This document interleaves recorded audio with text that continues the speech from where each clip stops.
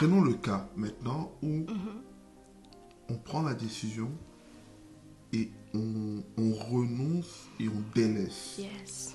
Maintenant, quel est l'impact du Saint-Esprit en ce moment-là dans la vie d'un chrétien? Amen, j'aime ça. J'aime bien cette question. Alors, il faut savoir, aujourd'hui, plusieurs tombent facilement, se laissent tomber facilement dans le péché parce que la Bible est en train de dire que mon peuple périt faute de connaissance. Tout à fait. Il faut comprendre premièrement la démarche en fait de la rédemption. Lorsque Dieu a vu que l'homme avait péché, Adam est tombé dans le péché, il a été affaibli. Le plan de Dieu, c'était de venir vaincre maintenant le péché. Amen.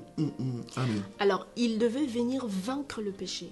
La Bible est en train de nous dire dans Ephésiens chapitre 4, verset 6, il dit « Un seul Dieu est Père de tous, qui est au-dessus de tous, qui est parmi tous et en tous. » Amen. Alors, ce verset, c'est la démarche en fait de la rédemption. Dieu, auparavant, il était au-dessus de tous. Amen. Et pour venir vaincre le péché, il devait se mettre parmi tous. Amen. Alors, venant parmi tous, il est venu, en fait, il a vaincu le péché, il a remporté la victoire sur le péché. Maintenant, la dernière démarche, c'était qu'il soit en tous. C'est fort ça. Voilà. Wow. Et maintenant, cette victoire que Christ a vaincue à la croix doit être mise en évidence. Amen. À savoir que la victoire que Jésus a vaincue sur la croix, ce n'est pas sa victoire, c'est la nôtre. Amen. Maintenant, comment Christ devrait exposer cette victoire sur le péché et la mort?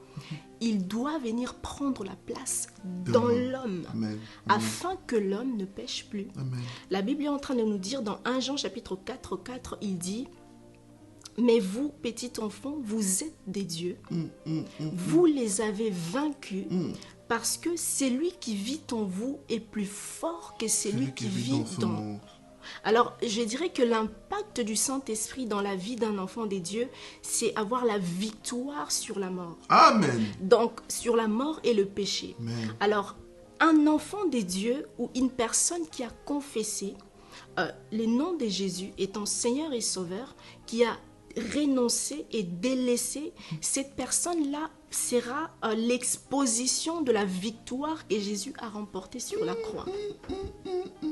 Voilà. Yes. Donc, le Saint-Esprit est la couronne, en fait, que Dieu rêvait aux élus. Amen. Amen. Amen. Donc, lorsque tu reçois le Saint-Esprit, ça veut dire que ta vie devient, comment je vais dire, la démonstration de la défaite du diable à la croix. Oh, yes, yes, Parce yes.